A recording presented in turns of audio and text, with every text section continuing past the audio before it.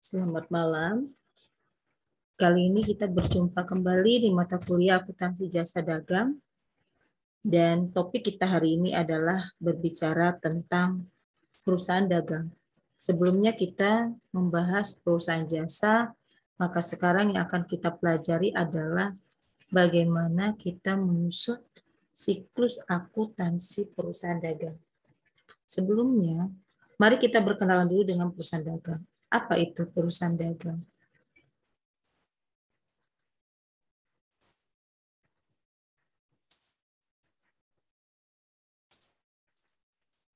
Kita catat tentang definisi. Definisinya, perusahaan dagang adalah perusahaan yang kegiatannya membeli, dan menjual barang dagang tanpa merubah bentuk aslinya. Jadi kegiatannya adalah kegiatan yang membeli dan menjual barang dagang tanpa merubah bentuk aslinya. Contoh, jual handphone. Contoh, beli handphone, jual handphone. Beli laptop, jual laptop. Beli AC, jual AC. Beli gula, jual gula. Artinya, tak ada perubahan dari bentuk barang tersebut, itu masuk kategori perusahaan yang bergerak di bidang perdagangan atau dagang. Berbeda dengan perusahaan jasa kemarin, perusahaan jasa itu adalah kegiatan yang menjual jasa. Artinya, tidak ada barang yang terlihat, hanya keahlian yang kita jual. Sehingga, tidak ada kegiatan membeli jasa. Yang ada hanya menjual jasa. Sedangkan perusahaan dagang, kita akan menjual barang kalau kita membelinya. Berarti beli barang, lalu kita jual tanpa merubahnya. Itulah dia definisi perusahaan dagang. Lalu kita akan cerita tentang perbedaannya. Apa sih beda perusahaan jasa ya dengan perusahaan dagang? Itu kan pasti kita lihat. Apa beda? Kalau nggak beda, ngapain dibuat seperti itu? Ternyata perbedaannya bisa kita lihat dari kegiatannya. Kegiatannya adalah menjual jasa, menjual barang untuk perusahaan dagang. Nah, kita lanjut. Pendapatan. Dari sisi pendapatan di perusahaan jasa, pendapatan jasa atau service income, biasa kita sebut seperti itu. Sedangkan di perusahaan dagang adalah penjualan atau sales. Dari sisi pendapatan, nah bagaimana dari sisi pelaporan? Kita mengenal laporan keuangan ada 5. Nah, yang berbeda di dalam laporan laba rugi, di perusahaan jasa itu tidak ada harga pokok. Tidak ada harga pokok. Seperti ini. Namun, di perusahaan dagang ada harga pokok penjualan. Atau biasa kita sebut dengan cost of goods sold. Atau yang mungkin sudah pernah belajar, itu disingkat dengan nama COGS. Cost of goods sold. Artinya, kalau kita beli AC, misalnya beli AC itu 5 juta, tak mungkin kita jual 5 juta. Maka 5 juta itu adalah harga pokoknya. Price-nya, harga jualnya adalah ditambah keuntungan. Itu bedanya dengan jasa dan perusahaan dagang. Kalau jasa, misalnya kita ke salon, nggak tahu kita berapa harga pokok jasa salon yang diberikan, misalnya kita melakukan bleaching atau kita melakukan rebonding, itu kita nggak tahu berapa harga pokoknya. Namun saat kita menjual pulpen, misalnya jual buku, kan kita tahu beli harga modalnya. Oh, beli buku selusin harganya 24. Kita biasanya jualnya itu 30.000, maka ada keuntungannya. Nah, itu dia disebut dengan harga pokok. Nah, itu dari laporan laba rugi. Laporan berikutnya adalah posisi keuangan. Kalau di dalam perusahaan jasa tidak ada yang namanya persediaan. Sedangkan di perusahaan dagang muncul persediaan. Jadi barang yang kita beli itu namanya persediaan. Atau biasa disebut dengan istilah merchandise inventory. Merchandise inventory. Oke. Ada lagi kah? Nah, kita perhatikan dari akun. Kalau perusahaan jasa, tak ada akun retur. Karena jasa nggak mungkin kita balikan. Contoh, kita sulam alis. Tiba-tiba alis kita terpotong separuh. Kan nggak bisa kita retur. Jadi jasa itu tidak bisa dikembalikan. Ya, apapun yang sudah dapat hasilnya, ya udah. Misal kita pangkas rambut, jasa pangkas. Kita pesan buat rambut itu yang model cepak ala ABRI, ala Brimob seperti itu, ala polisi. Ternyata si abang tukang pangkas memotong separuh rambut kita menjadi petak-petak. Tak bisa kita kembalikan lagi rambut tersebut. Artinya jasa yang diberikan tidak dapat dikembalikan. Berbeda dengan barang, kalau kita beli AC ternyata rusak, kita kembaliin, ganti yang baru. Kita beli handphone cacat, kita ganti yang baru. Beli laptop rusak, kita ganti yang baru. Berarti ada akun retur. Itu akun. Berikutnya, tidak ada akun ongkir. Bang, misalnya, belilah jasa pangkas, kirim ya bang ke rumah. Nah kan nggak bisa seperti itu. Jadi perusahaan jasa tidak ada ongkos angkut atau ongkir, ongkos kirim. Ya, biasa kita menyebutnya tidak ada akun ongkir atau dalam bahasa akuntansinya disebut dengan freight-in atau transport. Transport masuk atau biasa disebut dengan istilahnya freight-in. Ya, freight-in. Tak ada kok di perusahaan jasa. Bagaimana di perusahaan dagang? Ada. Bang, beli AC antar ke rumah ya. Ketika diantar, ada ongkir di situ. Ya. Jadi ada ongkir di situ. Nah, ongkir yang bagaimana nanti kita tanggung, kita akan bahas nanti. Ya, kita akan bahas. Berikutnya, kalau sudah ada akun ongkir, apalagi yang tidak ada? Ternyata ada syarat pembelian. Kalau di perusahaan jasa tidak ada syarat pembelian atau pembayaran. Tapi di perusahaan dagang ada. Contoh. Ya. Contoh. Muncul kata-kata 2/10 N/30. Nah, ini apa maknanya? Kok ada syarat-syarat term and condition? Atau ada syarat pembayaran atau syarat pembelian? Oh, ternyata kita lihat 2 dulu kita bahas ya. Baru 1/10 misalkan. Baru N.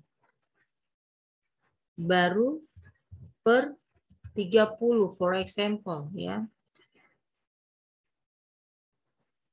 Seperti ini. Nah kan kita harus tahu ini maknanya apa. Seperti ini. Apa sih makna ini? Kan nggak sembarang-sembarang buat aja orang. Tentu ada ketentuannya terkait dengan hal ini. Nah, perhatikan. Di dalam perusahaan dagang, kalian akan mendapatkan hal ini. 2 ini merujuk kepada, kita lihat ya, merujuk kepada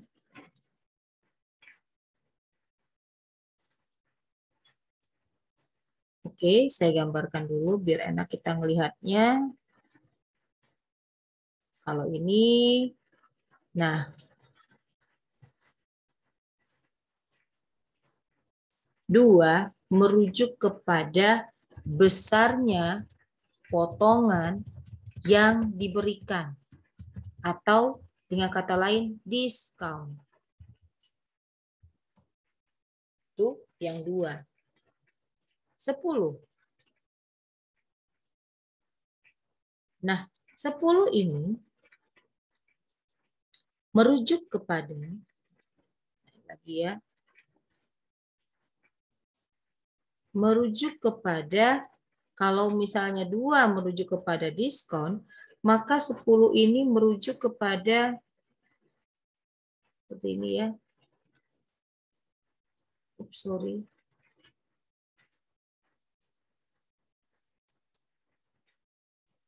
Nah, kalau yang ini merujuk kepada bagaimana mendapat 2% itu.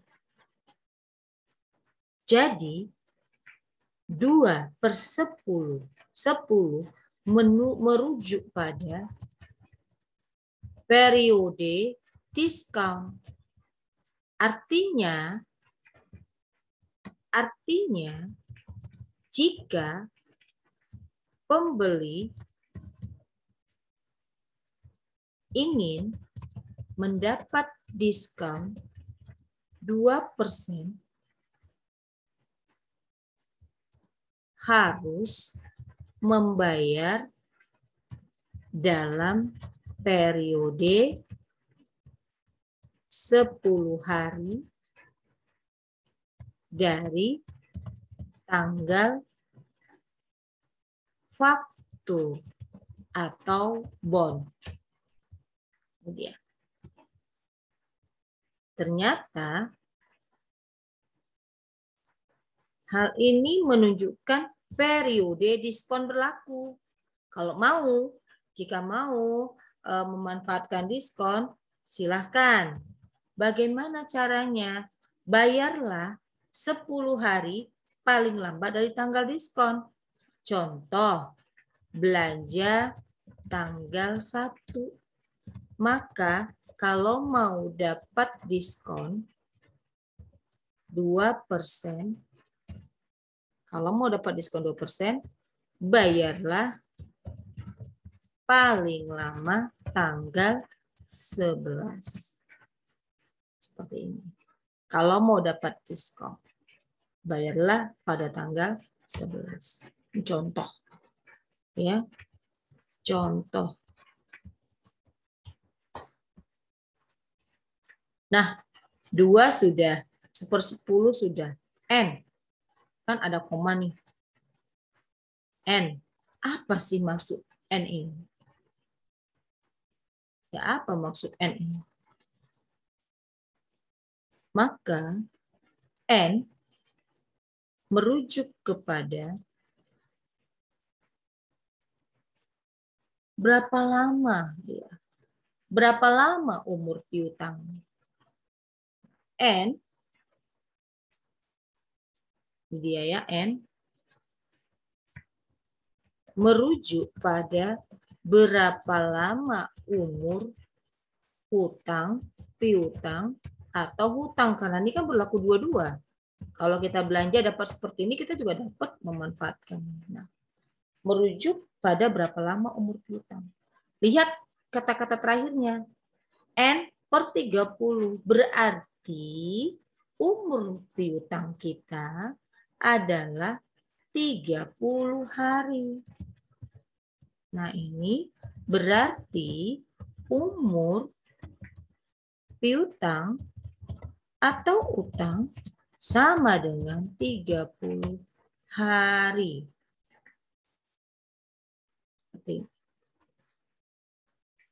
Nah, ini dia. Ini makna 2/10 N/30.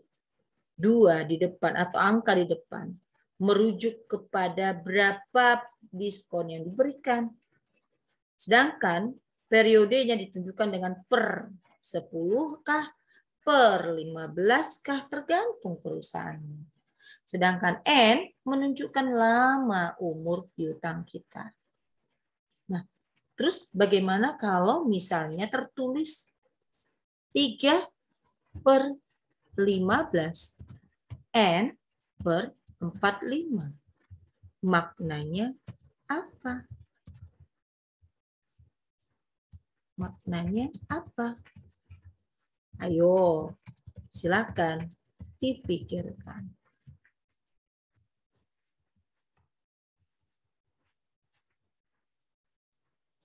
Oke, ini dia maknanya. Nah, kalau ini terkait dengan masalah syarat tadi. Munculnya syarat pembelian seperti ini. Oke. Sekarang kita lanjut. Kalau sudah tahu, maka otomatis kita sudah bisa melaksanakan prosesnya. Ini hal-hal yang baru yang tidak ada di perusahaan jasa. Terus bagaimana tadi dengan adanya ongkir? Ini ongkir. Ya. Ongkir atau biasa kita menyebutnya dengan nama, ya kita bahas satu-satu. Ongkir ya sekarang ya, kita tentang ongkir. Ongkir itu kita kenal dengan FOB. Kita kenal dengan nama FOB. Apa sih FOB itu? Free on board. Ya, ini dia maknanya FOB. Nah, FOB ini terbagi dua. FOB shipping point. Baru FOB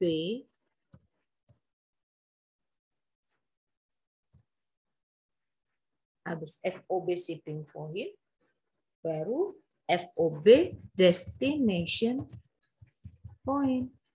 Nah, jadi ongkir atau transport dikenal dengan nama istilah FOB atau free on board dan terbagi dua, yaitu FOB shipping point dan FOB destination point. Yang mana kita nggak bayar? Kan itu pertanyaannya. Nah, kalau kamu belanja, contoh kamu belanja nih, kamu belanja, terus dalam faktur kamu muncul FOB destination point. Nah, bagi pembeli berarti gratis ongkir bagi kita. Namun, bagi penjual menjadi beban angkut keluar atau biasa disebut dengan freight out. Oke, freight out. Nah, ini masuk dalam kategori beban penjualan. Seperti ini. Ya, kalau kita mendapat faktur dengan FOB destination point atau biasa disebut dengan franko gudang pembeli, artinya kita nggak bayar. Beli AC diantar ke rumah nggak bayar, itu namanya kita dapat FOB destination point. Bagi pembeli itu namanya gratis ongkir, namun bagi penjual merupakan beban angkut keluar. Nah, hati-hati, kita usahanya ada pembeli, ada penjual, karena kita beli barang baru kita jual. Jadi bisa dua-dua. Nah, bagaimana dengan kondisi jika dia itu adalah FOB shipping point? Nah, bagaimana jika dia misalkan masuk dalam kategori FOB shipping point? Nah, jika dia FOB shipping point, maka bagi pembeli ini merupakan beban angkut masuk. Artinya kita beli barang dan kita nambah. Ya, kita nambah untuk barang itu sampai tempat kita. Atau disebut dengan nama freight in. Dan ini merupakan komponen harga pokok penjualan. Satu merupakan komponen dari harga pokok penjualan. Namun, bagi penjual, ini berarti bebas ongkir. Dia nggak nambah apa-apa. Ya, jadi kita harus hati-hati. Kalau kita mendapat FOB shipping point, berarti beban angkut masuk ini menambah pembelian. Ya. Jadi nilai persediaan. Nah, kini kita cerita tentang persediaan. Sini, ya, terkait dengan merchandise inventory,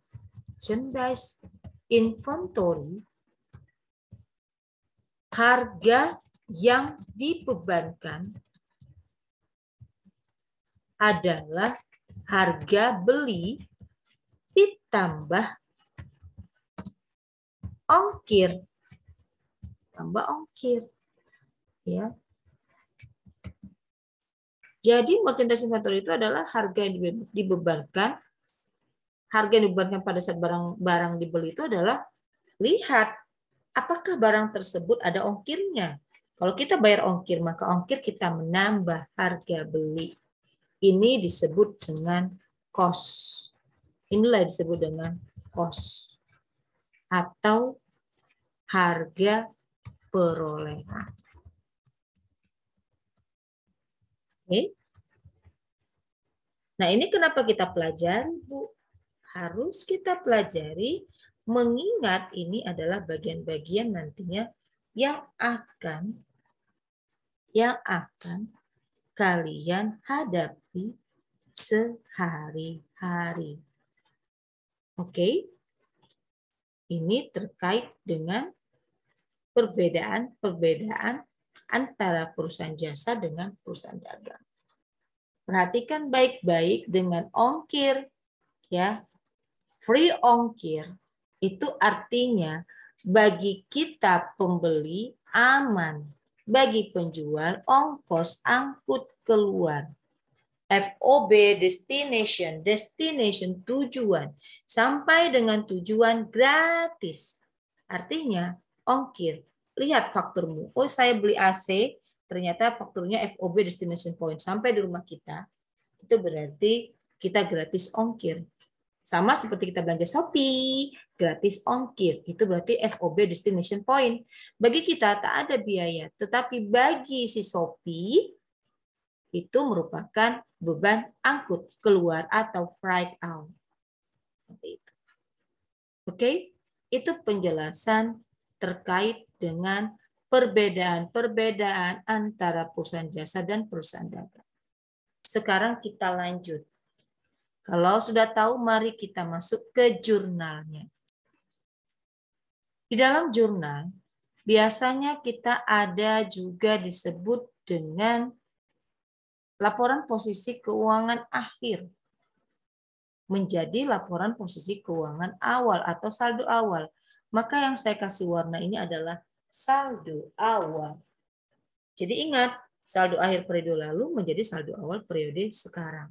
So, we start again with accounting cycle, namun dengan menggunakan perusahaan dagang. Perhatikan transaksi-transaksinya. Kita punya transaksi seperti ini. Bagaimana kita membuatnya? Tetap kita menggunakan general journal. Seperti biasa, informasi awal. Terus kita buat seperti ini. Nah, saya buat sekarang rupiahnya di dalam debit dan kredit. Saya tak buat di sini.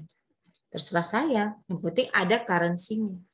Tetap dimulai dengan nama perusahaan, nama laporan, periode, currency. Currency-nya ada di debit dan kreditnya. Oke? Kalau sudah begini, maka kita bersiap menjurnal. Jurnal pertama, perhatikan baik-baik. Dibayar sewa toko untuk 2 tahun sebesar 24 juta dicatat sebagai akun. Sewa dibayar di muka. Ini berarti dicatat sebagai harta. Pada dasarnya jurnalnya sama dengan perusahaan jasa. Bedanya ada beberapa item yang baru. Munculnya persediaan tadi bagaimana perlakuannya. Oke, kalau yang dua ini tentu kalian sudah biasa menjurnalnya. Karena dia adalah akun sewa dibayar di muka, maka dicatat sebagai harta. Maka ini kita akan menjurnal dengan nama prepaid rent to cash. So, yang pertama sekali jurnalnya adalah kita buat prepaid rent to cash. Itu biasa ya? Oh ya ya Bu, seperti biasa, jelas seperti biasa. Prepaid rent to cash. Sama ya berarti kayak perusahaan jasa? Iya, sama.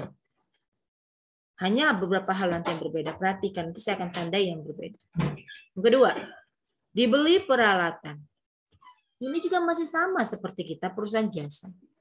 Dibeli peralatan dari Matahari seharga 20 juta, uang muka 10 juta dibayar bulan depan. Kan dibeli peralatan seperti biasa, maka jurnalnya adalah pertama sekali pastinya equipment tanggal 4. Terus cara bayarnya gimana? Oh, cara bayarnya ternyata dia dibayar dengan tunai 10 juta. Sisanya utang 10 juta. Nah, seperti ini. Ya. Jadi dia dibayar utang 10 juta dan tunai 10 juta, kan sama masih dengan perusahaan jasa. Nah, ini yang berbeda. Nih saya tandain. Oke. Ini yang berbeda saya tandain. Dibeli separtai barang dagang dari CV Bintang dengan syarat 2/10 N/45. Ayo, masih ingat kan maksud 2/10 N/45? Ya, artinya jika kita mau mendapatkan, ini karena dibeli, berarti kita kan kalau bayar, jika kita mau dapatkan potongan 2%, maka bayarlah 10 hari dari tanggal 5. Dan umur utang kita itu maksimal 45 hari. Jadi kalau udah muncul kata-kata 2/10 N/45, ini menunjukkan pembelian secara utang atau secara kredit. Maka otomatis jurnalnya adalah munculnya hutang ya akibat pembelian barang dagang. Jadi jurnal yang berbeda adalah purchase to account payable. Ini mencatat secara metode fisik. Metode fisik. Ya. Ini dicatat ya. Dicatat kalau kita boleh buat dicatat dengan menggunakan metode fisik. Oh, berarti ada berapa metode, Bu? Mencatat persediaan. Saya tambah di sini. Note, catatan. Persediaan. Oke, bisa dicatat dengan 2 metode. 1, metode fisik. 2, metode perfektual. Nah, metode fisik bagaimana? Saat pembelian,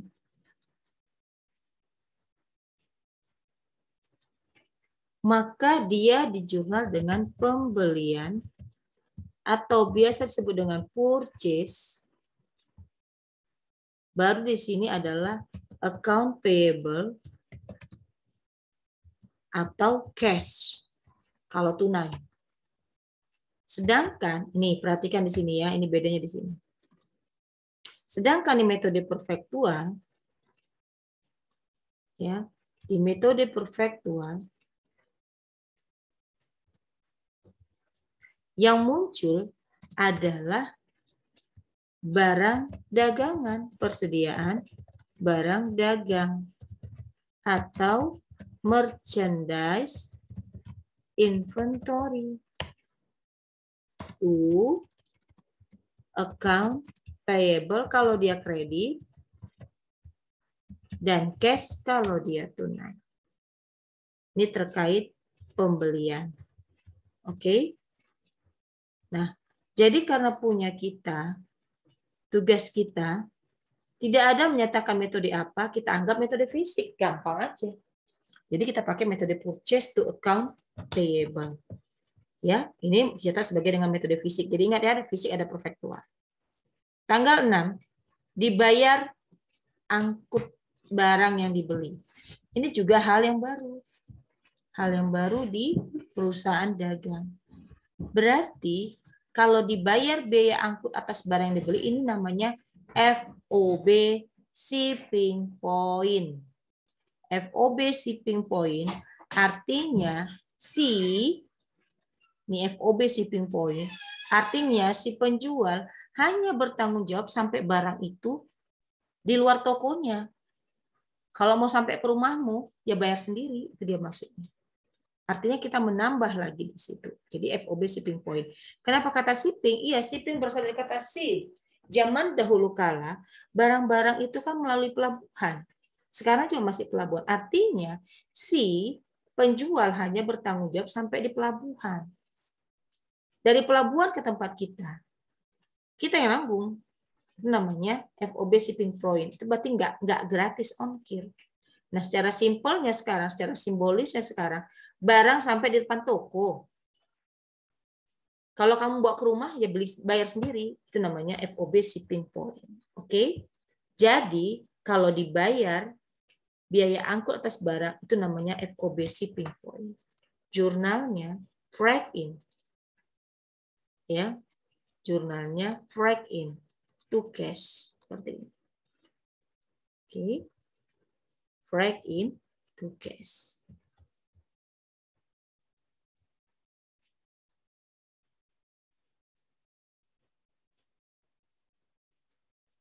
Oke, kita lanjut. Ya, freight in to cash. Nah, masuk lagi berikutnya. Dibeli perlengkapan. Nah, ini kan biasa kayak perusahaan jasa. Ya udah, kita perlakukan sama seperti perusahaan jasa. Dibeli perlengkapan secara tunai. Dulu ingat kan beli perlengkapan secara tunai? Tentunya cash to supplies to cash. Seperti biasa. Seperti ini. Mirip kan? Kita semuanya beda. Nah, kita lanjut. Dijual. Nah, ini something new di perusahaan dagang yang beda dengan perusahaan jasa. Dijual separtai barang dagang secara tunai. Dan dengan syarat 2/15 N/30. Nah, loh. Ada lagi nih berbeda syarat di atas 2/10 N/45. Sekarang 2/15 N/30. Kok beda lagi ya? Tergantung tokonya, tergantung yang mau kasih diskon, suka-suka dia. Ya. Jadi nah seperti ini. Ini berarti ada beda. Nah, sama. Kita balik lagi ke telaah. Ada 2 pencatatan dengan menggunakan penjualan ini. Perhatikan, kembali ke teori pembelian. Maka sekarang cerita tentang penjualan. Penjualan. Oke. Kalau metode fisik langsung ya cash kalau dia pembelian penjualan secara tunai atau account receivable to sales. Ini kalau metode fisik. Bagaimana dengan metode perfektual? Metode perfektual first pertama sekali catat dulu seperti ini. Oke. Sama dia. Awalnya. Catat dulu ya. Ini perbedaannya. Jadi kalian bisa tahu ya.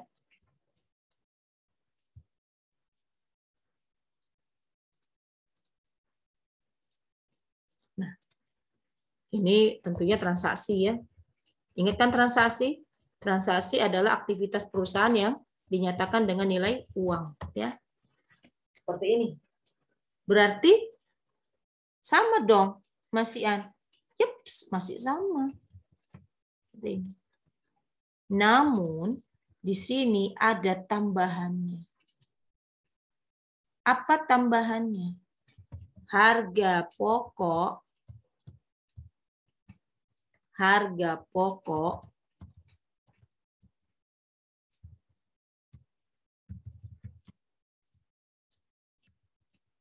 penjualan atau biasa disebut dengan cost of goods sold to merchandise inventory atau persediaan barang dagangan.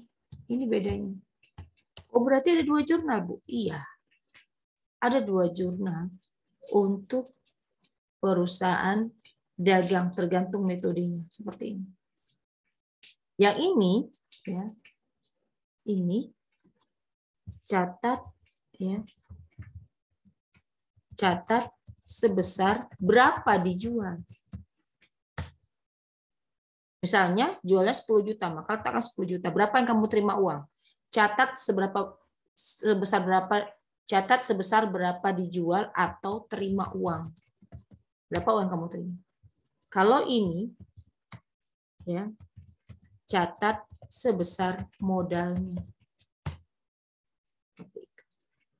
Ya. Contoh, dijual barang 10 juta. Yang harga pokoknya 8 juta. Oke.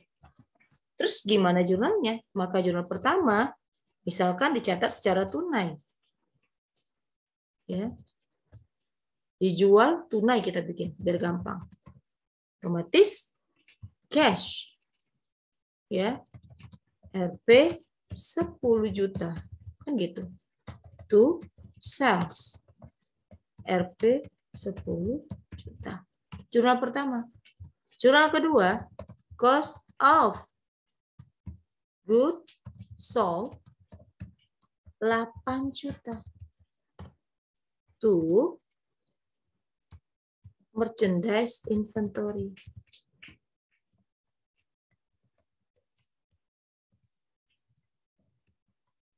Nah, seperti ini. Jelas kan bedanya? Jadi, metode perfektual akan terlihat langsung selisih yang berupa keuntungannya. Ya, itu dia. Kalau metode perfektual. Ya, ini metode perfektual. Oke. Nah, kembali ke soal. Di soal kita tidak sebutkan metode apa. Jadi kalau tidak disebutkan metode apa, kita pakai aja metode fisik biar gampang. Maka langsung kita jurnal. Cash ya. Tanggal 9. Cash to ada kan dijual separtai barang dagangan secara tunai. Cash 5 juta. Terus ada syarat. Ingat kalau ada syarat berarti non tunai.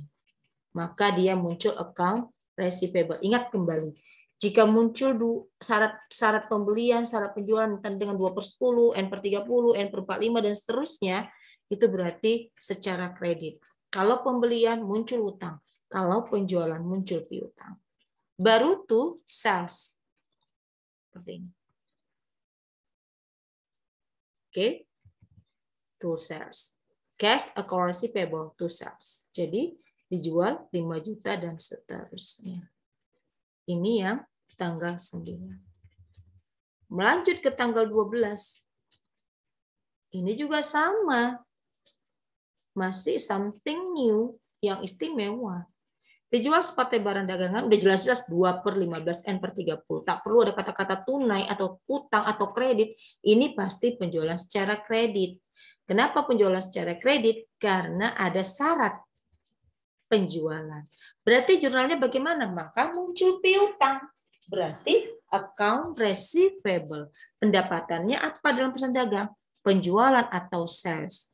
Maka jurnalnya adalah account receivable to sales. Account receivable to sales. Oke. Next guys, kita lanjut. Simple ya, mudah ya. Nah, diterima kembali barang dagangan. See, something new kembali. Diterima kembali dari toko BB nih, toko BB. Transaksi nomor 12. Kan saya jelaskan di awal, kalau kita jual barang, maka ada kemungkinan barang tersebut tidak diterima oleh toko karena mungkin rusak, tak sesuai dan seterusnya. Maka boleh kita retur atau kembalikan. Returnya berarti mengurangi pendapatan atau penjualan. Nah, kembali ke teori. Maka transaksi berikutnya yang berbeda itu adalah retur penjualan. Oke, retur penjualan. Bagaimana metode fisik? Jika dia metode fisik, langsung yang muncul adalah apa yang muncul ya? Oh, yang muncul karena piutang berkurang, berarti kreditnya adalah piutang. Toh, kalau orang balikin duit kan, balikin barang, berarti kan piutang dia kita kurangi. Ya, atau kembalikan uang kalau dia tunai. Account receivable or cash, maka di sini adalah sales return and allowance atau retur penjualan. Seperti itu. Oke, ini dia. Terus, bagaimana metode perfektual? Nah, kalau metode perfektual, lihat. Dia kan punya 2 jurnal di sini. Maka otomatis dia akan punya 2 jurnal juga untuk di returnya. Apa yang kita buat? First, pertama. Sama seperti jurnal metode fisik. Namun, yang kedua ditambah dengan merchandise inventory, artinya masukkan kembali barang tersebut.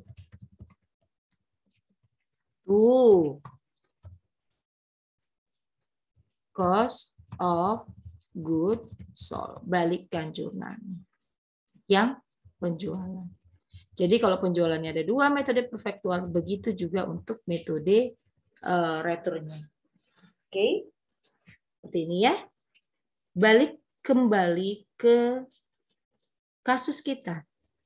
Kasus kita tadi tentukan mau pakai metode fisik atau perfektual. Anggaplah metode fisik. Maka tanggal 14, begitu barang kita terima akibat penjualan tanggal 12, maka jurnalnya seperti ini. Sales return and allowance to account receivable. See, seperti teori. Teori bilang seperti itu. Lihat. Oke. Maka itu jurnalnya. Sales return and allowance atau retur penjualan to account receivable to piutang. Nah, sekarang kita masuk.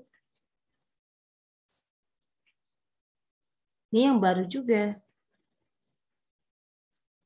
Dibayar lunas utang kepada CV. Dibayar lunas utang kepada CV bintang, pembelian tertanggal 5 setelah dikurangi potongan tunai. Nah, perusahaan dagang hati-hati dengan tanggal. Transaksi berantai.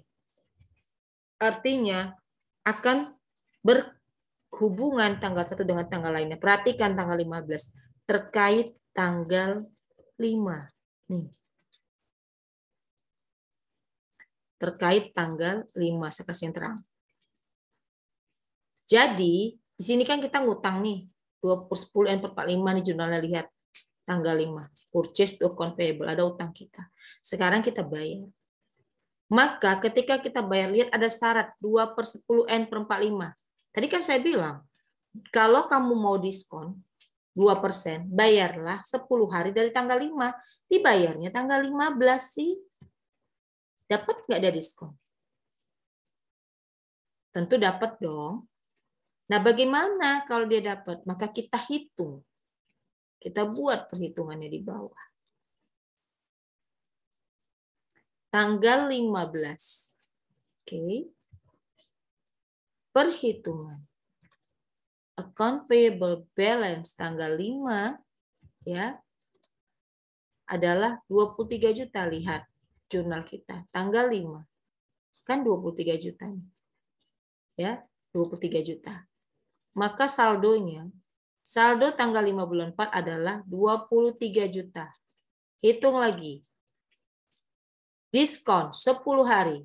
Kan 10 hari. Dari mana 10 hari tahunnya, Bu? Lihat, 2/10. Ya, 2/10. N/45. Berarti dia bayar tanggal 15, dapat dong. Hitung.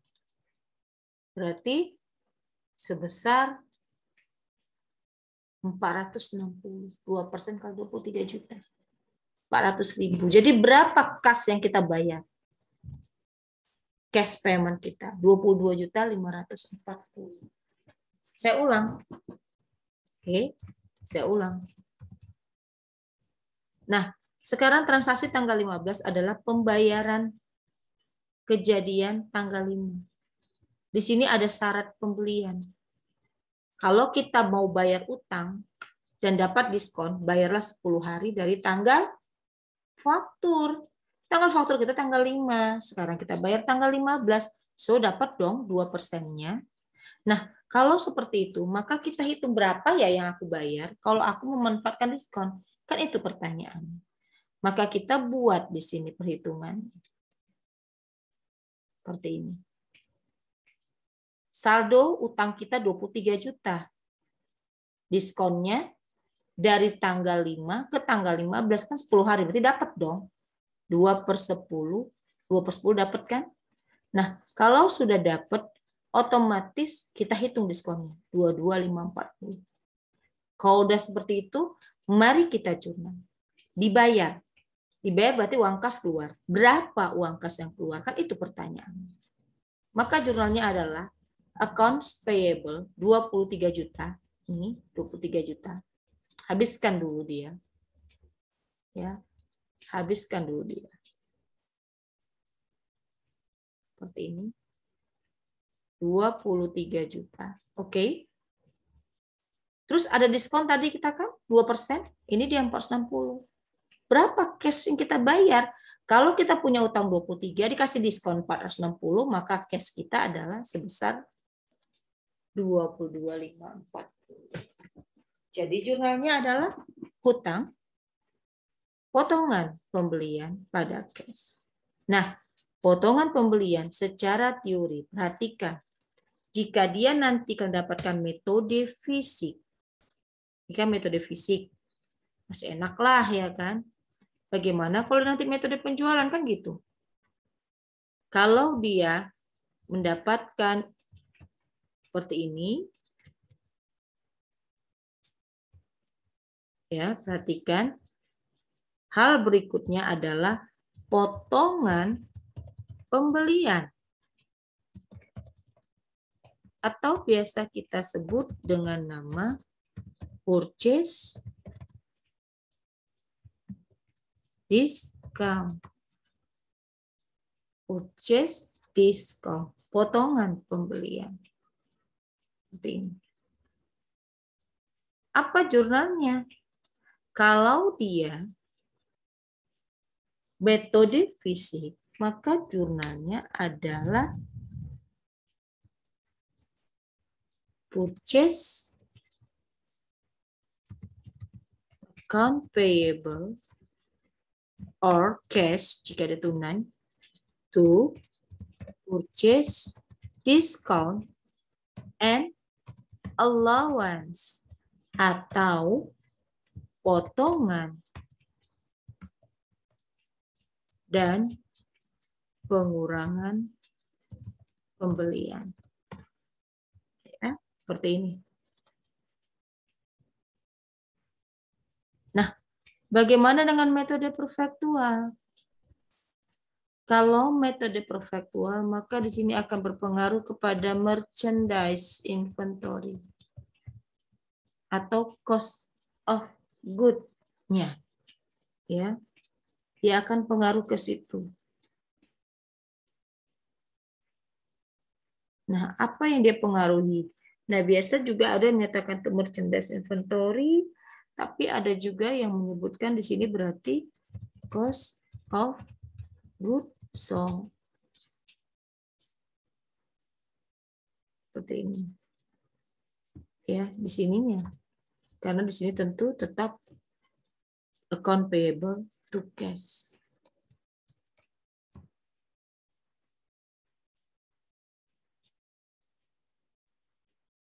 Oke. Seperti ini ya kalau ada metode fisik dan ini metode perfektual.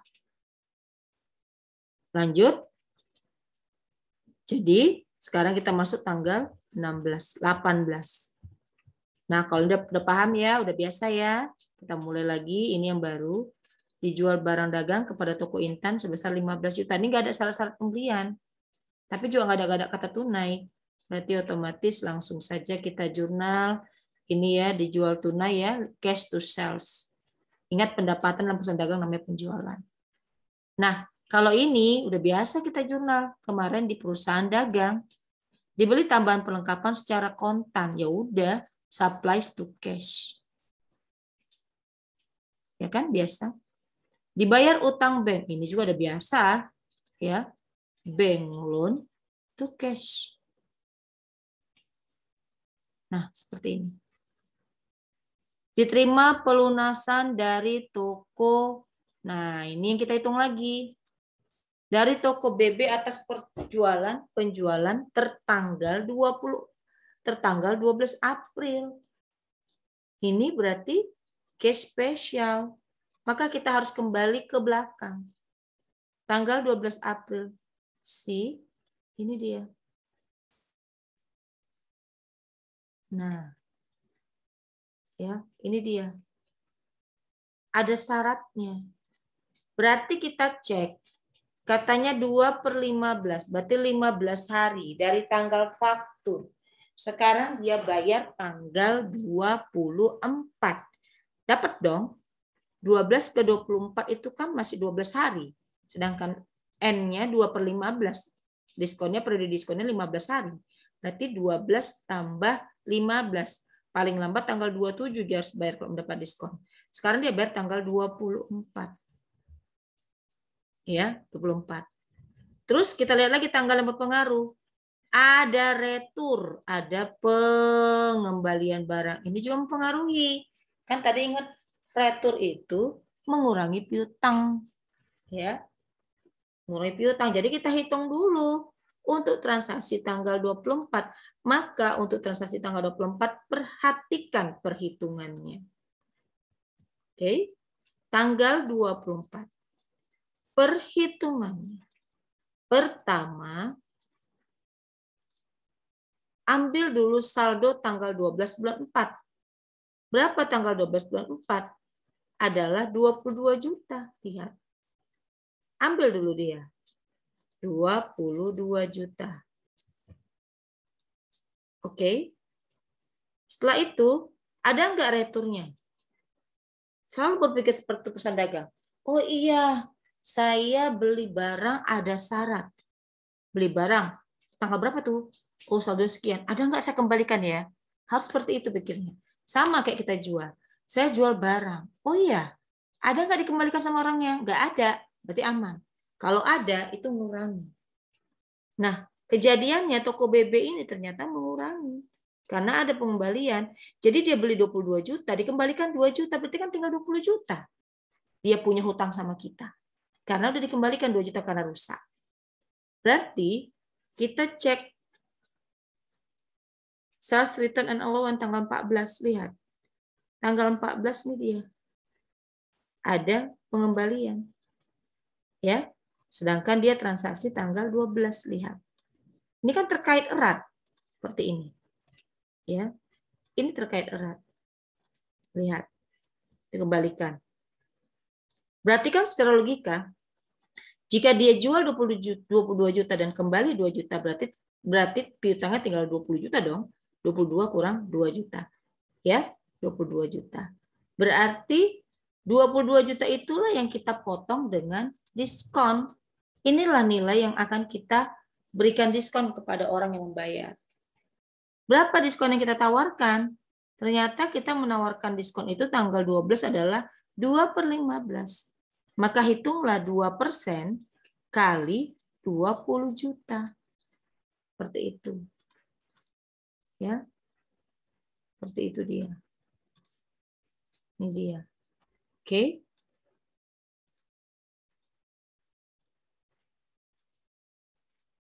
Nah, dapatlah dia.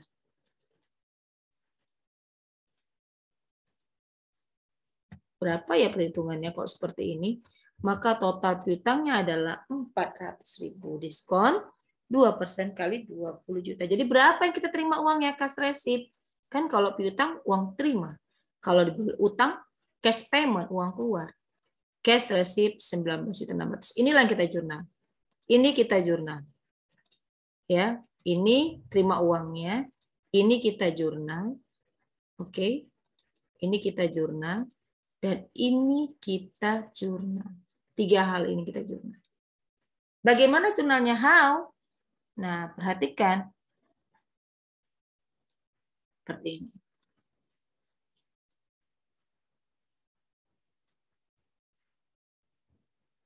Oke. Jurnalnya cash sales discount. Sales discount itu selalu letaknya di atas. Nah, seperti ini 20 juta. Nah, ini kan metode fisik. Bagaimana dengan metode perpetual? Balik ke teori. Kalau ke teori, sekarang kita bahas terkait dengan yang ini ya. Retur penjualan.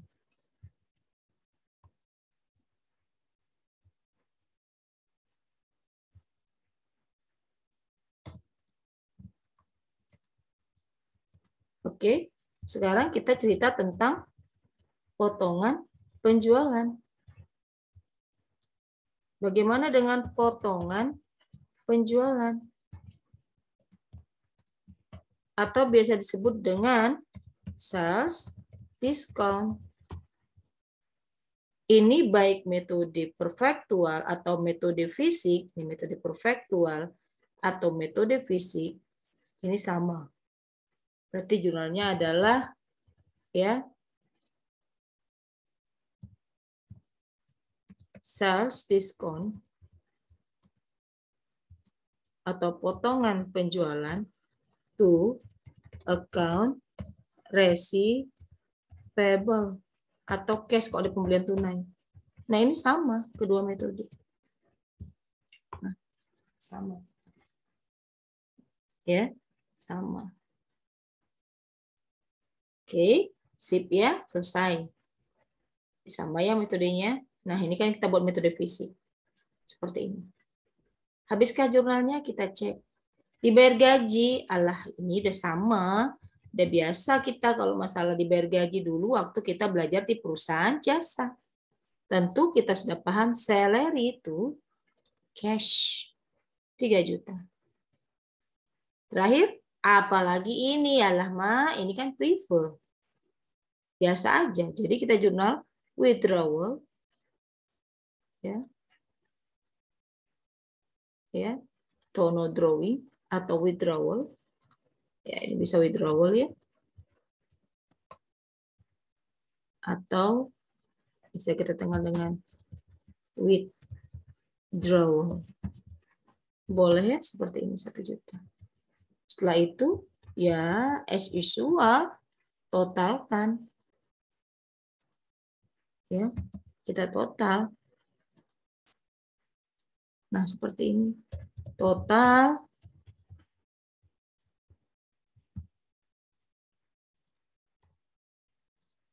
nah, biar dia balance.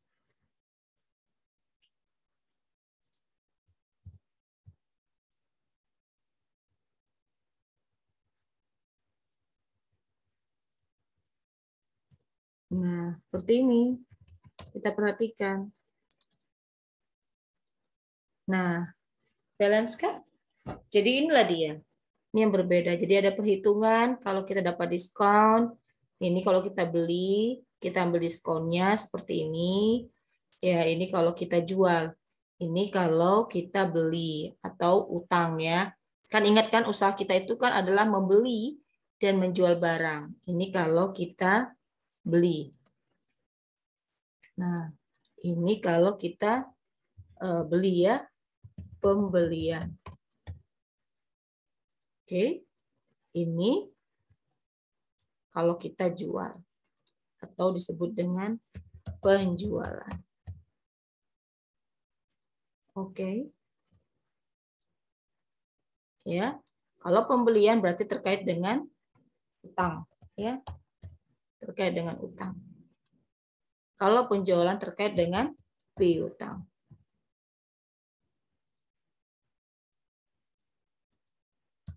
Oke. Jadi ini dia hal-hal terkait dengan perusahaan dagang. Tak semuanya berbeda dengan perusahaan jasa dan hanya sebagian seperti beli barang, jual barang, karena munculnya akun persediaan. Dampak munculnya akun persediaan itu adalah munculnya pembelian barang, penjualan barang, retur, pemberian diskon, ongkos angkut, dan seterusnya. Jadi kembali saya ingatkan, masalah-masalah terkait dengan perusahaan dagang adalah munculnya persediaan, munculnya FOB, free on board, baik yang shipping point. Ingat, shipping point sama dengan freight in, kita yang bayar. Jadi kita beli barang dan kita bayar transport. Tetapi kalau destination point yang bayar itu adalah si penjual atau gratis ongkir. Kapan kita gratis ongkir? Kalau kita mendapat FOB destination point. Ya. Namun kalau kita yang menjual terus kita memberikan FOB destination point, berarti itu menjadi biaya penjualan untuk ongkos angkut keluar, freight in dan freight out. Freight in itu untuk menambah cost of goods sold atau harga pokok penjualan, freight out itu menambah beban penjualan.